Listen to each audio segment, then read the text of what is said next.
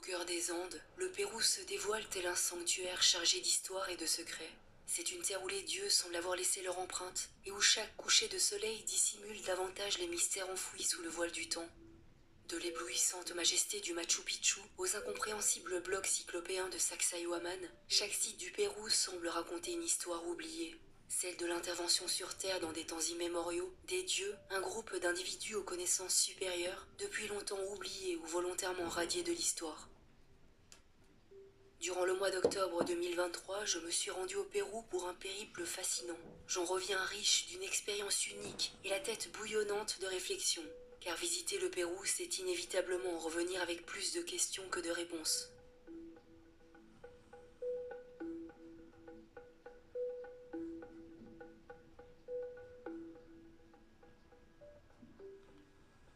Niché sur la côte occidentale de l'Amérique du Sud, le Pérou est un pays dont l'histoire officielle remonte à des millénaires. Avant l'arrivée des Européens, le territoire était le berceau de civilisations telles que les Mochés, les Nazcas, les Paracas et surtout les Incas, dont l'empire s'étendait sur une vaste portion de l'Amérique du Sud.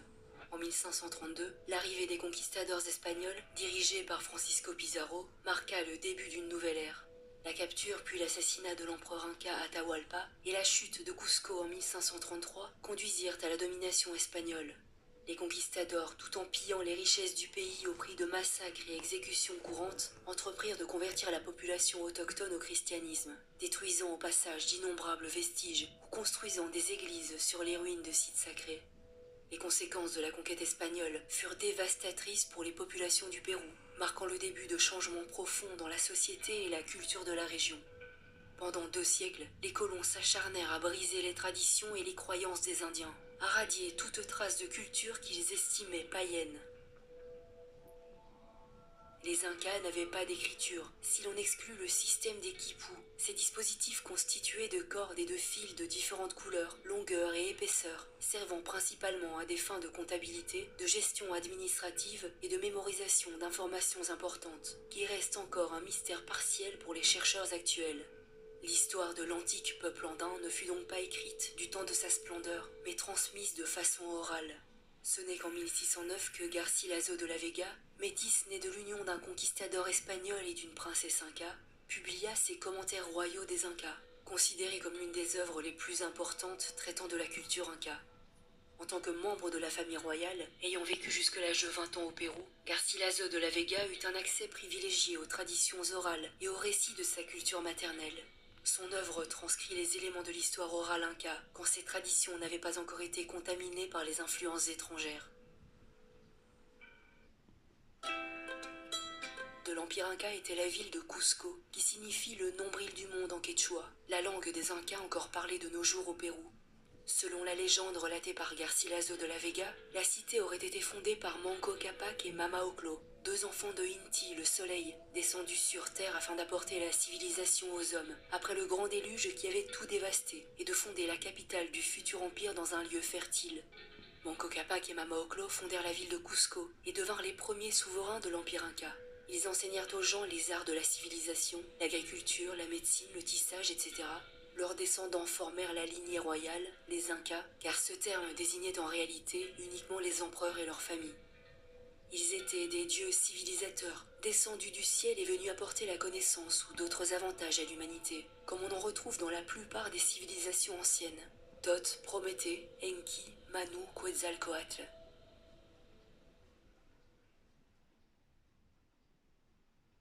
Le centre historique de Cusco est un endroit grouillant de vie, de couleurs et de folklore. Il est courant d'y voir des bas de murs à l'apparence parfaite, composés de blocs lisses à l'aspect raffiné, assemblés sans mortier. Ils forment généralement l'assise de construction coloniale.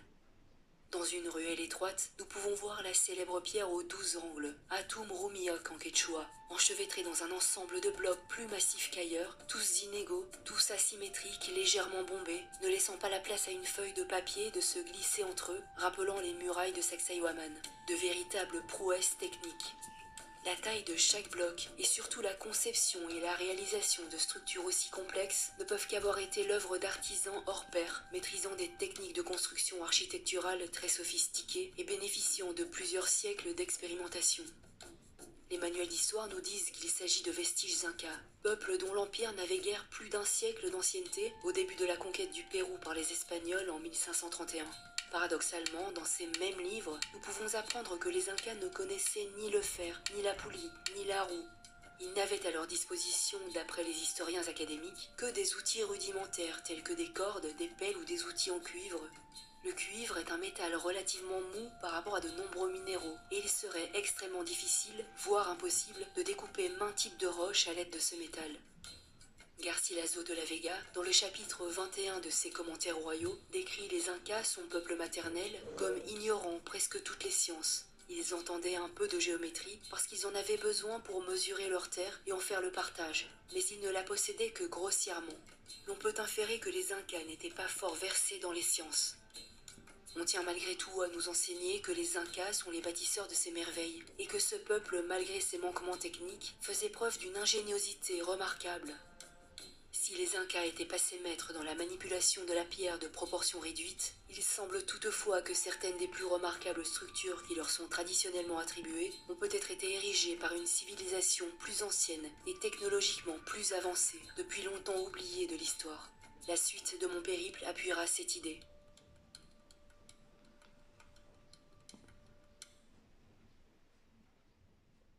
Le Coricancha, ou Temple du Soleil, est situé au cœur de Cusco. Lors de la conquête espagnole au XVIe siècle, le Coricancha a subi des dommages considérables.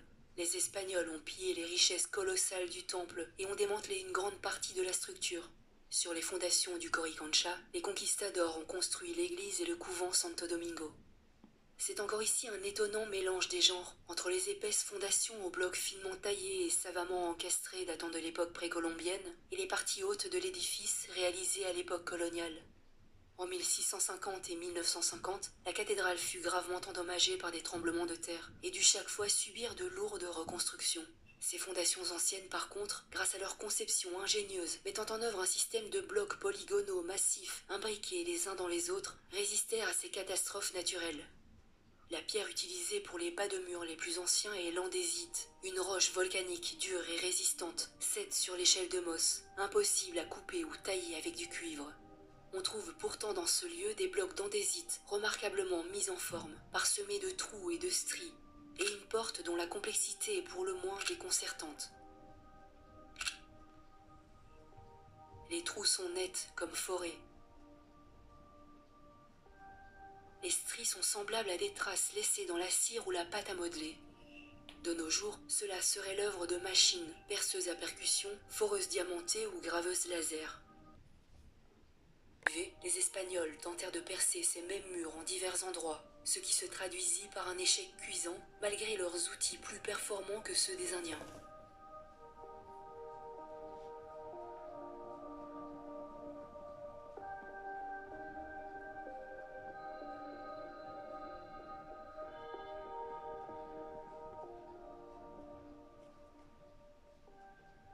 Les Incas vénèrent, mais plaçaient encore plus haut dans leur panthéon une autre divinité, Viracocha, décrit par les peuples andins comme étant un vieil homme blanc et barbu, de haute taille, vêtu d'une longue tunique et s'appuyant sur un bâton. La légende de Viracocha est intimement liée au mythe du déluge andin. Ce récit, comme 600 autres recensés dans le monde, décrit la terrible période pendant laquelle la Terre fut submergée par une grande inondation et plongée dans les ténèbres à la suite de la disparition du Soleil. La société humaine avait sombré dans le chaos. C'est alors qu'apparut soudain, dans la région de Tiwanaku, un homme blanc de haute stature qui se dirigeait vers le nord et faisait des merveilles sur son passage. Il prodiguait aux hommes un enseignement spirituel, mais était aussi un savant, un architecte, un sculpteur et un ingénieur. Il ordonna de nombreux travaux qui améliorèrent la vie des hommes. Selon les traditions andines, Viracocha aurait apporté la civilisation et instauré ces taches d'or perdues. Les anciens péruviens se souvenaient de lui comme l'introducteur d'arts aussi divers que la médecine, la métallurgie, l'agriculture, l'élevage, l'écriture, oubliés par la suite, et une maîtrise poussée des techniques de l'ingénierie et de l'architecture. Garcilaso de la Vega nous apprend que Viracocha était souvent accompagné de messagers, les Viracocha, chargés de diffuser son enseignement et sa sagesse à travers le monde. Lorsque sa mission fut accomplie, Viracocha prit congé des peuples andins et marchant sur les flots disparut au-delà de l'océan. How many times have I felt this good?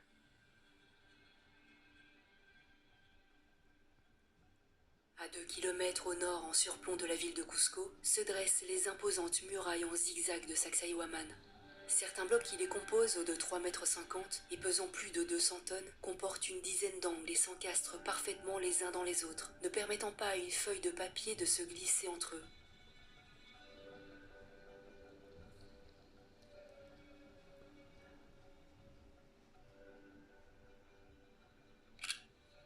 Leur aspect très particulier laisse cette impression étrange qu'ils ont été ramollis avant d'être mis en forme. Et certains blocs présentent même sur leur face des traces de passage d'outils semblables à des racloirs.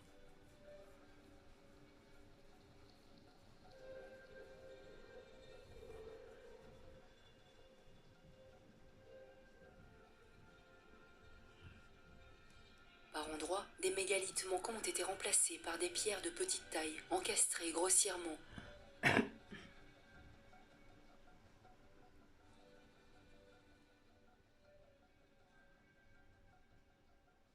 Officiellement, le complexe aurait été construit au XIIIe siècle sur l'ordre de l'Inca Pachacútec et était destiné à défendre la cité de Cusco après l'attaque qu'elle subit en 1438. Je me pose la question de savoir ce que peut réellement défendre une muraille de seulement 600 mètres de long par rapport au diamètre total d'une cité telle que Cusco.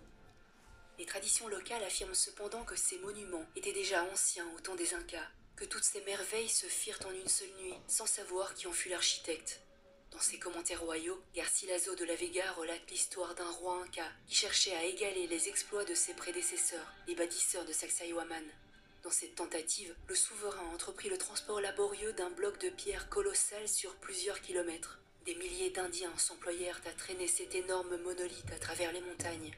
Cependant, à un moment donné, il leur échappa et dévala un précipice, entraînant la perte tragique de plus de 3000 hommes. Cet événement est la seule description connue des Incas tentant de construire une structure avec des blocs aussi énormes que ceux des incroyables constructions du Pérou. Cet épisode pourrait permettre de conclure qu'ils n'avaient aucune expérience des techniques requises et que leur tentative se solda par un échec. Le chroniqueur métis accentue plus loin dans son ouvrage ses doutes face au fait que les Incas aient pu être les bâtisseurs de ces édifices.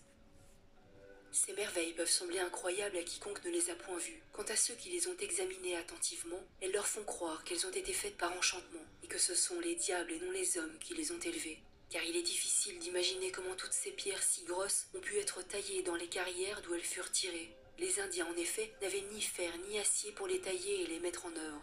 Et c'est une autre difficulté qui n'est pas des moindres, de se représenter comment ils les ont transportés jusqu'à l'endroit où ils voulaient bâtir, car ils n'avaient pas de bœufs ni de charrettes, et d'autre part, aucune charrette n'aurait été assez solide pour les porter, ni les bœufs assez forts pour les tirer. Il est certain que les Incas ont fait un usage intensif de la forteresse de Sacsayhuaman.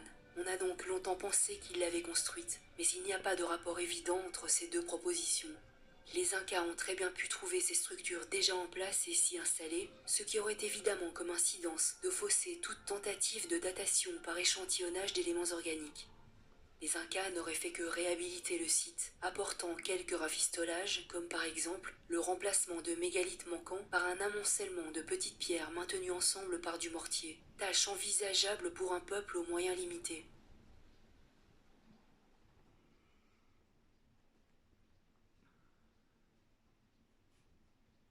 A noter qu'à 28 km au nord-ouest de Cusco, j'ai eu la surprise de découvrir le petit village de Chinchero, ayant également subi le joug colonial.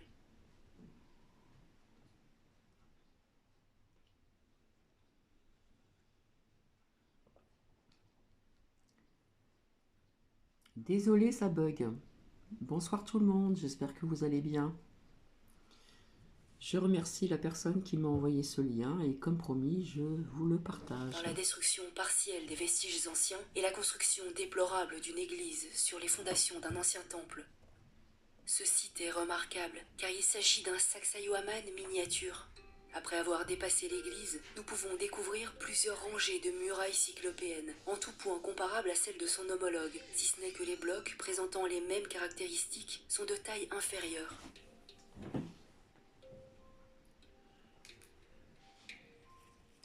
Le site présente également plusieurs qualités de construction, de la perfection la plus ancienne aux réfections médiocres plus récentes.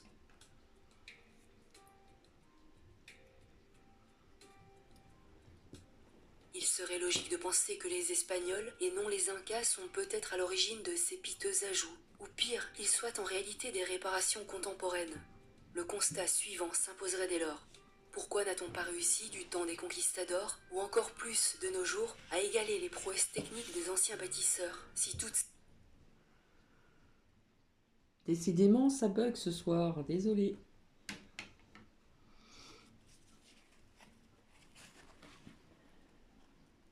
Ces techniques de construction n'ont rien d'exceptionnel et furent mises en œuvre à l'aide de moyens rudimentaires, comme l'affirment la plupart des historiens. Pourquoi ne remplace-t-on pas les mégalithes manquants par des exemplaires similaires, dans un souci d'homogénéisation? Cela devrait, dans ce cas, théoriquement être une tâche aisée. Pourtant, personne ne s'y risque. Les blocs les plus massifs, réalisés et agencés de manière complexe, se retrouvent toujours dans la partie inférieure de toutes ces constructions. De manière contraire à la chronologie historique traditionnelle, nous pouvons donc logiquement conclure que les connaissances les plus avancées étaient détenues par le peuple le plus ancien.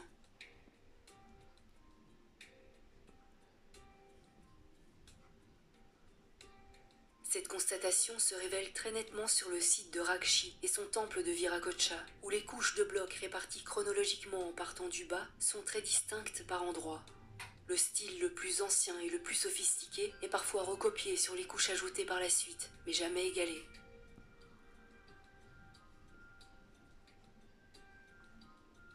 De même sur le site de Pissac, dont voici quelques photos.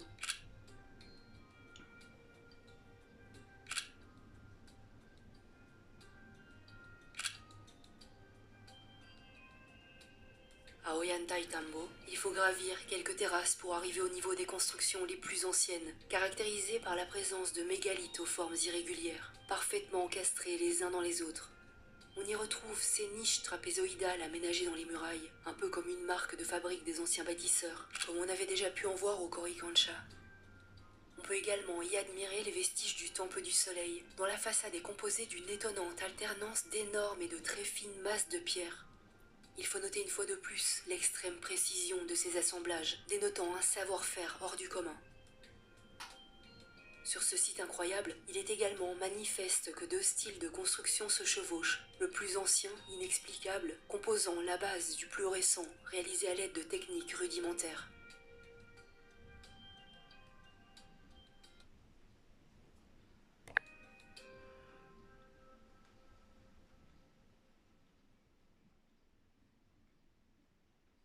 How many times have I Machu Picchu, site emblématique édifié sur une crête culminant à plus de 2400 mètres d'altitude, ce phénomène est omniprésent. Il reste dans ce lieu enchanteur composé de terrasses, en réalité très peu de vestiges cyclopéens, ce qui est suffisant malgré tout pour se rendre compte de la présence de deux techniques de construction différentes. Les maisons, d'une forme rectangulaire et composées d'une seule pièce, sont massives et bâties à l'aide de petites pierres entassées. Par contre, certaines zones cérémonielles témoignent de techniques de construction beaucoup plus perfectionnées. Certains temples intègrent des blocs gigantesques dans un agencement sophistiqué. Le poids de certains blocs est là aussi estimé à plusieurs centaines de tonnes. Face à la démesure de ce site, toute personne sensée ne pourrait que s'interroger sur les méthodes employées par un peuple aux moyens modestes afin de transporter des blocs d'une telle dimension depuis une carrière située sur le flanc opposé de la vallée, au-delà d'une rivière, d'épaisses forêts et de pentes abruptes. Un lieu tellement inaccessible qu'il ne fut jamais trouvé par les conquistadors. C'est l'archéologue américain Hiram Bingham qui en fit la découverte en 1911. Comment mettre en place des blocs de cette dimension? Car si l'on en croit encore une fois Garcilaso de la Vega, les Incas ne possédaient que des moyens limités en maçonnerie, n'utilisant pas la grue ou la poulie pour hisser des charges lourdes, mais faisant tout à force d'hommes. Les Incas n'auraient-ils pas simplement été les héritiers d'une civilisation avancée les ayant précédés, laissant derrière elle ces grands vestiges?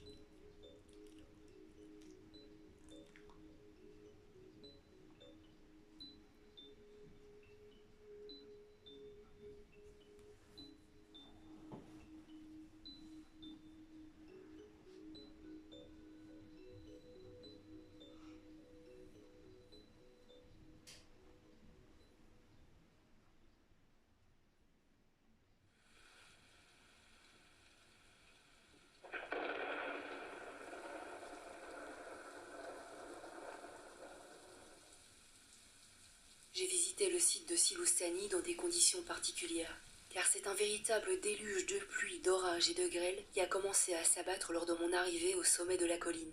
10 minutes auparavant, le ciel était bleu.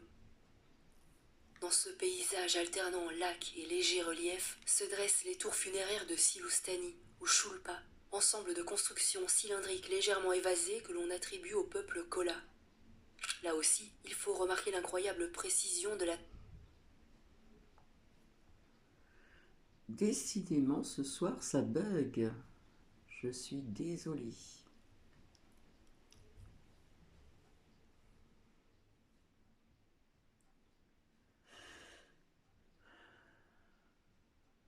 taille des blocs, de la difficulté d'édifier une structure en même temps arrondie et évasée à l'aide de mégalithes s'agençant parfaitement sans l'aide de mortier, dont la courbure et l'angle d'inclinaison ont dû être précisément calculés puis réalisés.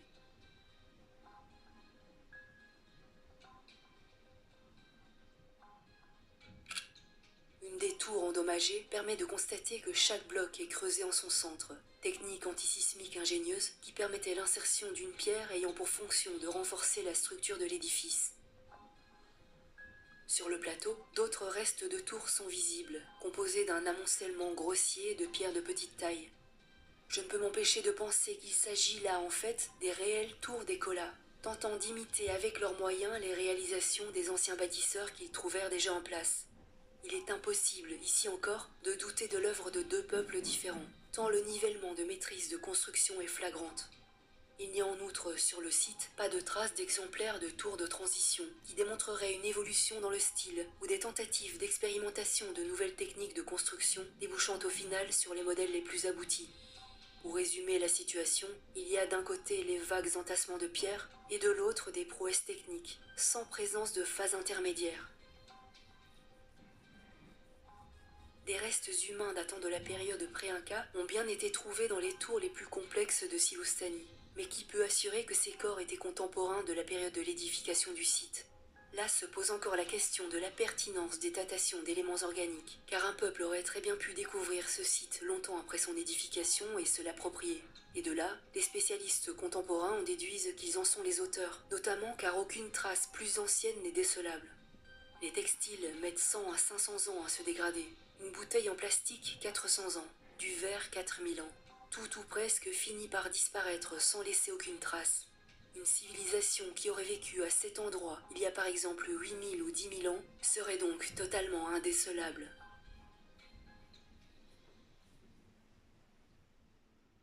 Graham Hancock, dans son livre Magicien des dieux, nous livre une analyse très pertinente de la situation problématique qui entrave l'évolution des connaissances. En l'absence d'examens objectifs, la stratégie employée consiste à étudier le style architectural et la méthode de construction. Selon la règle générale, différents styles et approches dans la construction de monuments, même érigés côte à côte, peuvent indiquer l'implication de différentes cultures ayant travaillé à différentes périodes du passé. Malheureusement, cette technique logique et raisonnable n'est pas très populaire parmi les archéologues s'intéressant aux constructions andines. Peut-être parce que s'ils devaient l'appliquer comme ils l'appliquent partout ailleurs, il serait contraint de remettre en question la théorie établie selon laquelle les Incas ont tout construit. L'archéologie est une discipline profondément conservatrice, et j'ai appris au fil du temps que les archéologues, où qu'ils travaillent, détestent mettre en cause les affirmations de leurs prédécesseurs et de leurs collègues. Ils risqueraient fort de mettre leur carrière en péril s'ils s'y aventuraient. En conséquence, et peut-être inconsciemment, ils se concentrent sur les preuves et les arguments qui ne viennent pas tout chambouler. Ils vont éventuellement gratter un peu, préciser les idées consensuelles, mais surtout ne pas risquer de découvrir quelque chose qui pourrait saper sérieusement le paradigme établi.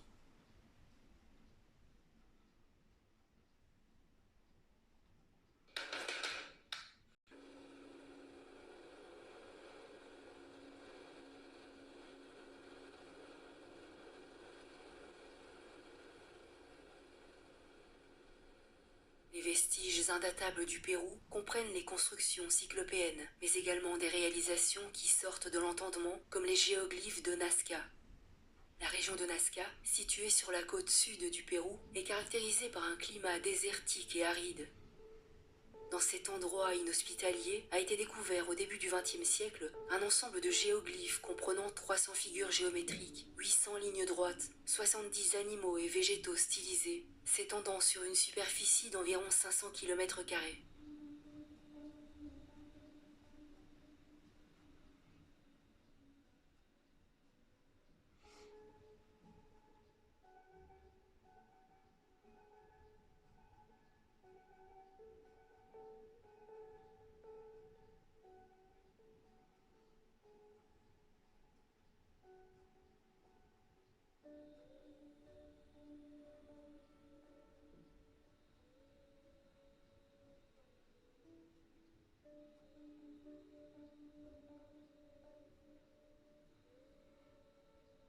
Bien que certaines lignes aient pu être repérées auparavant au sol par des explorateurs, leur échelle complète ne fut pleinement compréhensible qu'au moment de l'invention de l'aviation, car les figures ne montrent leur véritable forme que lorsqu'on les regarde à une centaine de mètres d'altitude.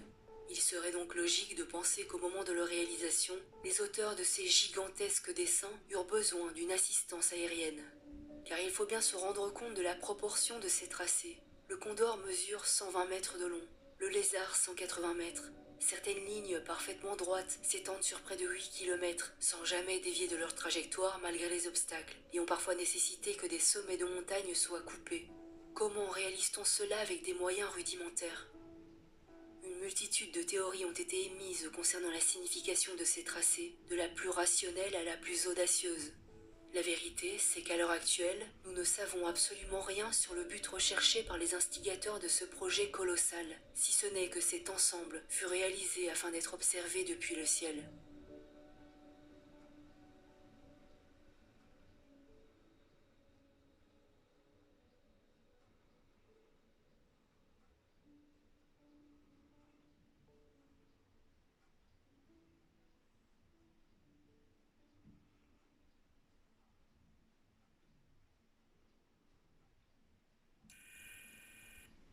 Le chercheur péruvien Alfredo Gamarra, né en 1903 et décédé en 1999, passa une grande partie de son existence à étudier et analyser les sites énigmatiques de son pays natal. Les conclusions audacieuses.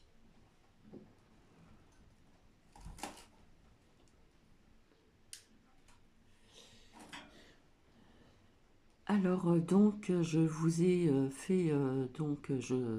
ai fait, oui, partager donc la première partie de ce lien que l'on m'avait envoyé depuis un certain temps. Donc, c'est une autre réalité sur les traces des dieux, au Pérou. Alors, comme je vous l'ai souvent dit, Cathy se pose toujours énormément de questions. Je vous ai fait voir aussi à visionner, à écouter en ce qui concerne ces constructions de pyramides, et non pas que en Égypte, un petit peu partout dans le monde. Donc je remercie infiniment la personne qui m'a envoyé ce lien. Et donc je vous dis à tout à l'heure, parce que ça va être en deux parties, parce que c'est quand même un petit peu trop long. Donc je vous dis à tout de suite.